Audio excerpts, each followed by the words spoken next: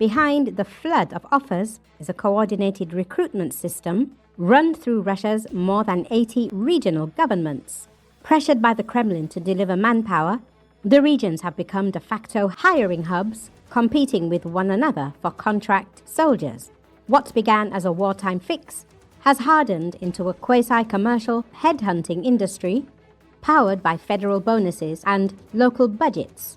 Regional authorities contract HR agencies, which in turn deploy freelance recruiters to advertise online, screen applicants, and shepherd men through enlistment paperwork.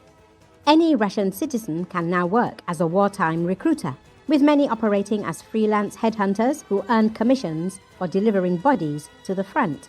By Russian law, a conscript may not be deployed outside Russia for service in combat, while a contracted soldier must go wherever he is ordered, including into combat in Ukraine, should military leadership see a need. According to those complaints, new conscripts, even before arriving at their intended service station inside Russia, while still on the train from recruiting centers, were approached by officers and sergeants and told they must volunteer for service as contracted soldiers or else.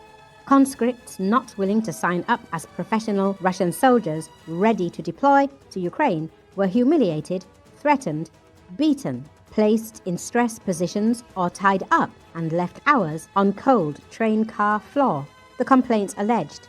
According to complaints filed by other soldiers' relatives, at least 9 draftees en route to Russia's far eastern Primorsky Krai were unable to hold out against threats and physical violence used against them by accompanying non-commissioned officers, and signed army contracts against their will. Materials published by Astra identified the receiving units as elements of Russia's 5th Guards Combined Arms Army, a Far Eastern formation with a primary mission of securing Russia's maritime provinces facing China and North and South Korea.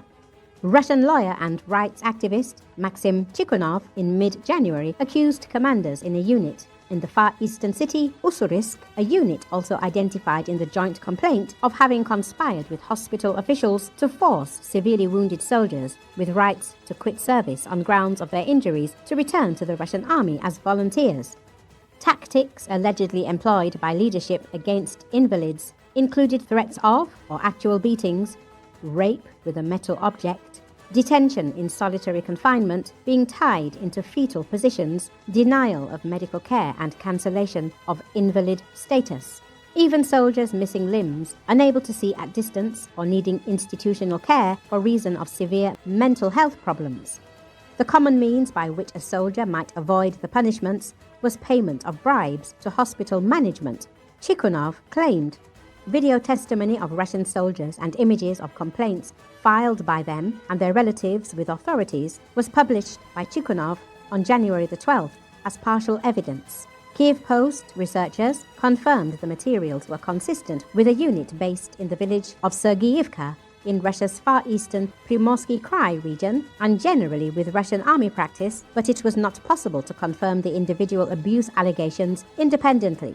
Unconfirmed reports that the unit's formal name is the 60th Motor Rifle Regiment and its parent unit is possibly the 143rd Motor Rifle Brigade, both 5th Guards Army.